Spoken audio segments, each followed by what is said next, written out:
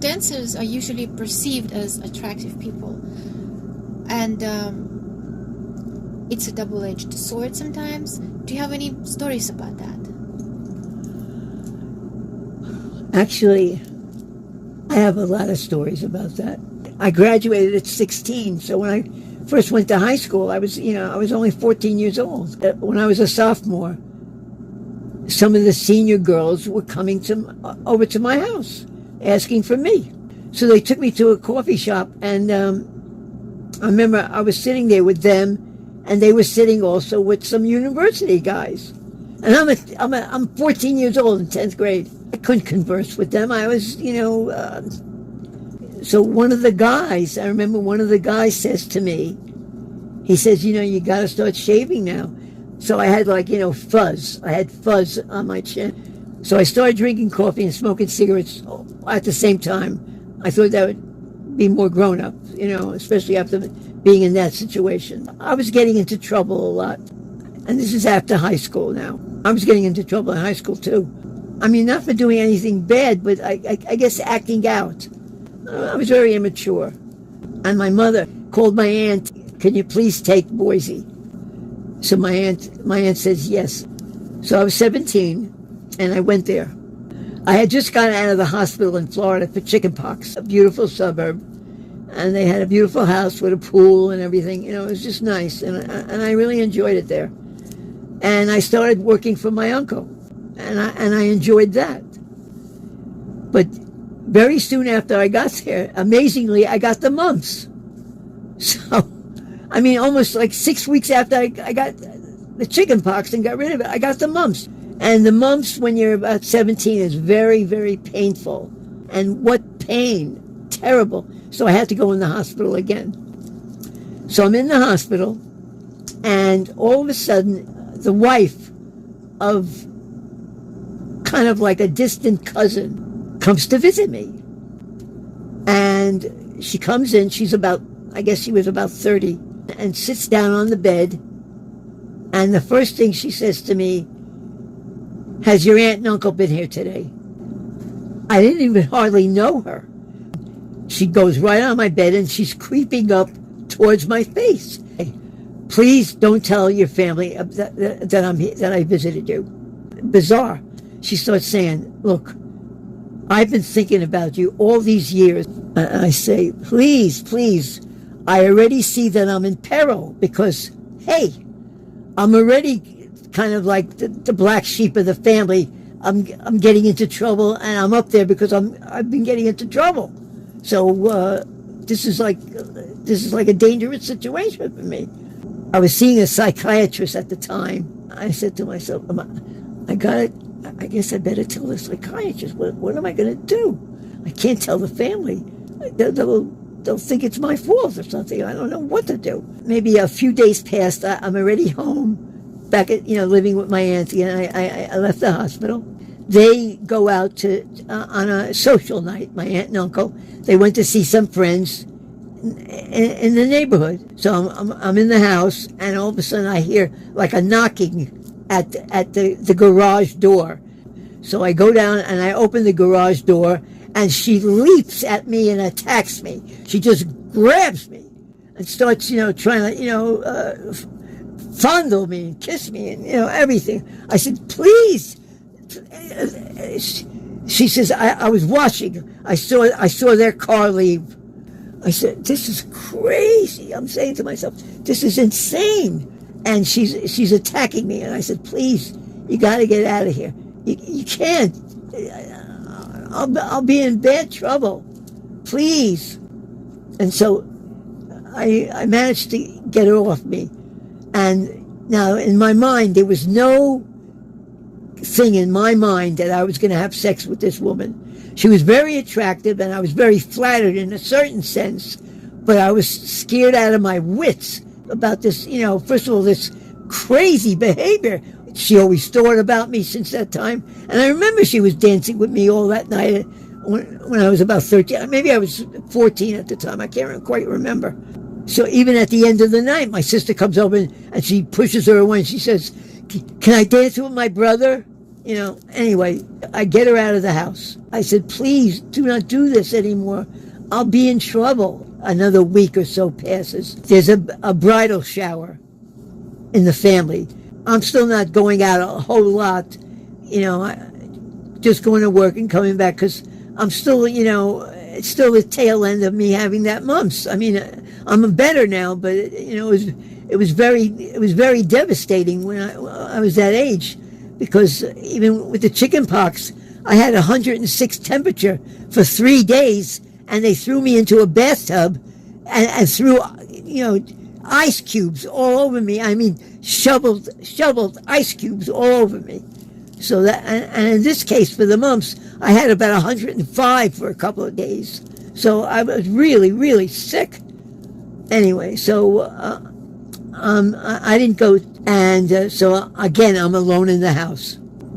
And guess what? I get a knock at the door again from the garage door, and I go down, and it's her again. She used to come in like Mata Hari or something like that, like a spy movie or something, looking around corners and stuff like that, So, I mean, so she comes in normal, and she says to me, "Listen, I gotta go pick up a maid, to bring her to the party, the bridal shower." She says, "It's dangerous in that area.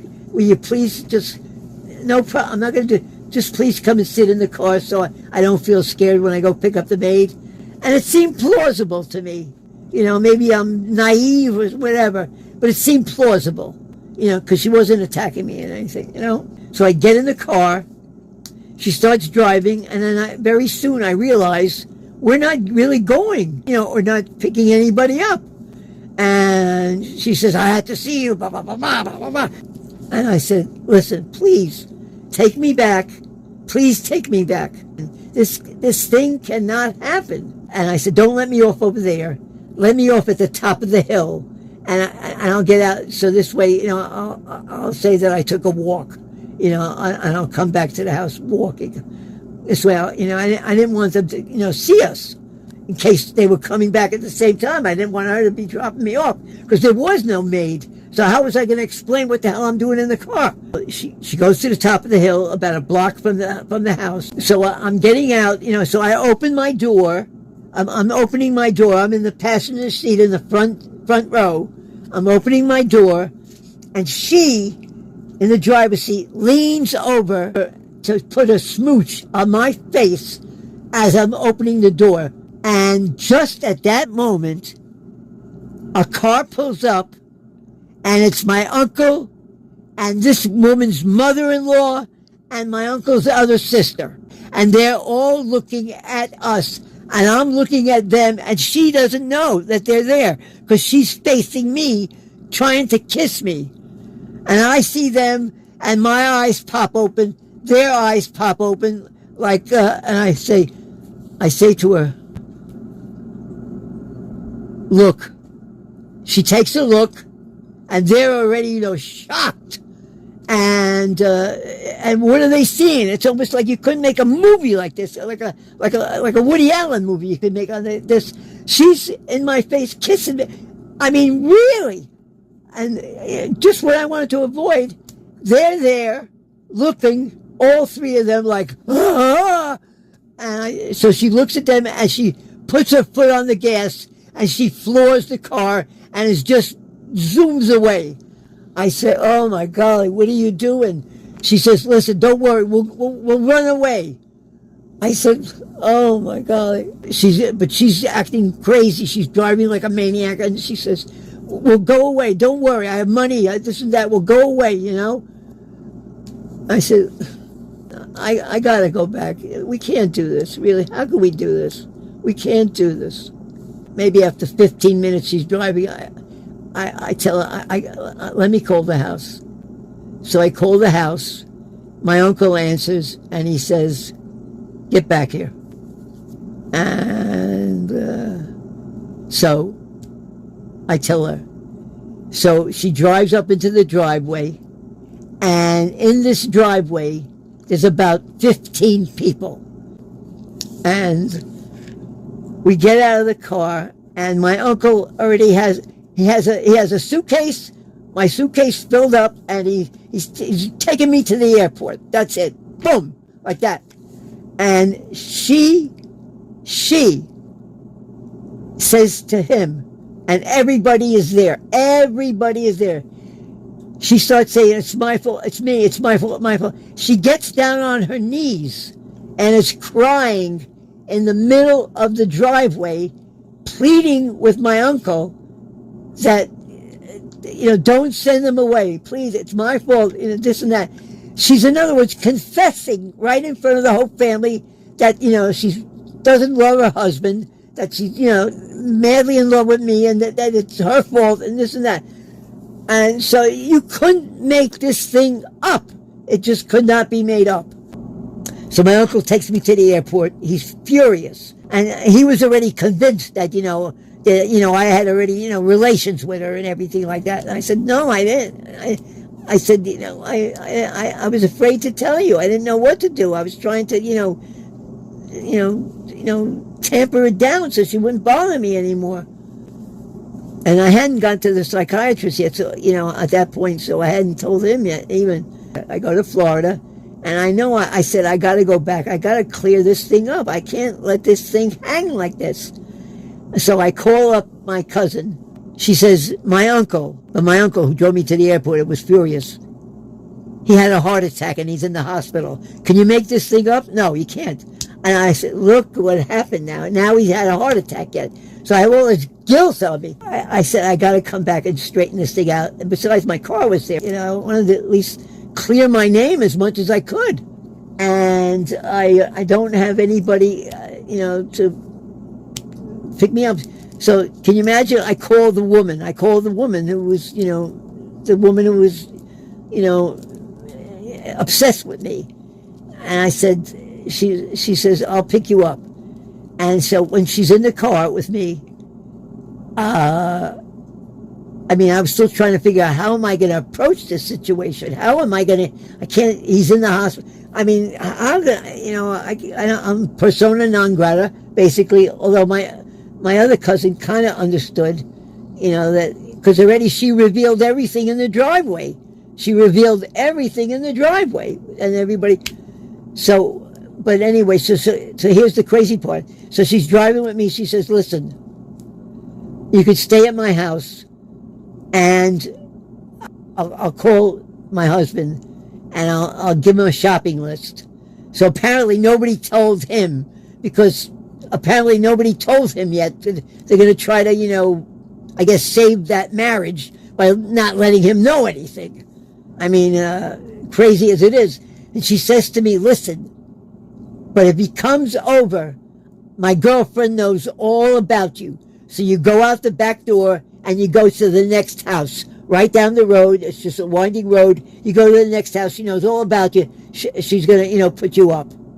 And I say to myself, ooh, this is crazy. So I realized then I got to get out of there, and I can't go to her girlfriend's house. I just got to get a cab and get out of there, because this is too crazy. She's still ongoing with the obsession. And I went to the psychiatrist's office, and I told him all about it. And then that night, I stayed with my married cousin.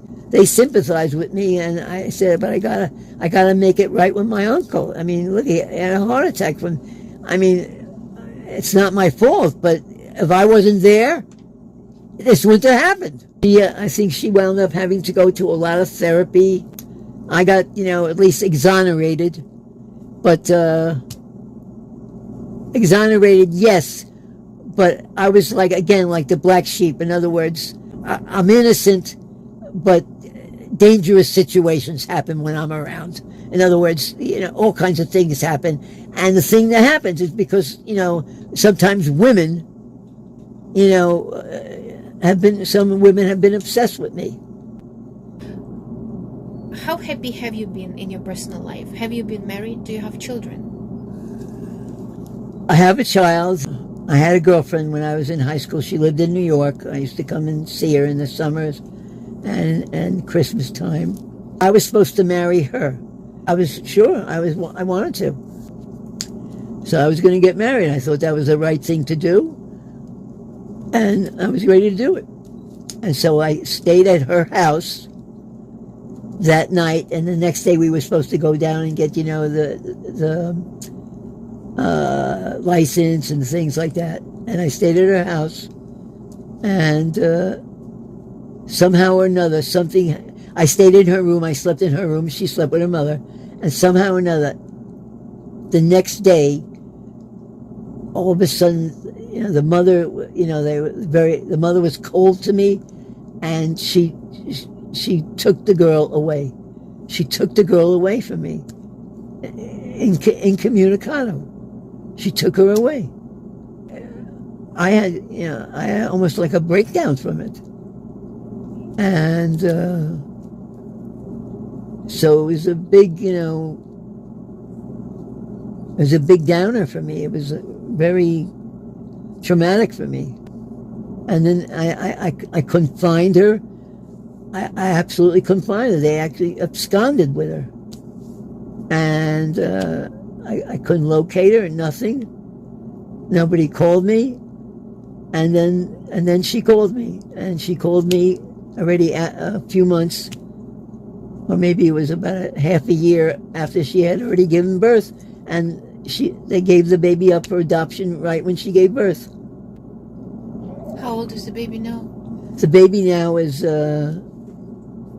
born in 1964. So that's let's say 36 and 26 is I think 62. So she's 62, and I never met her, but the girl told me that her birth date.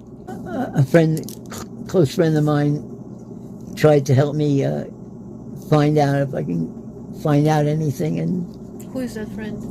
You. And you helped me. So you put me out there, looking in case she wanted to, and she got in touch with me, or somebody. She's married now, and her husband got in touch with me, and now I correspond with her, through emails sometimes. We don't talk all that much. We don't, communicate that much, but she sends me photos, and I've sent her photos and stuff. And yeah. Have you been married? I've been married, 4 times. I was married, I think, 3 times before I was 23 years old. I mean, my mother was always trying to control me. I can give you a nice example. When I was 14 years old, and I was already in high school, and I was about almost 6 feet tall. I think when I was 15, I think I was 6 feet already. She drives me down to the police station. I had come home late. I had gone to a party, and I had come home late.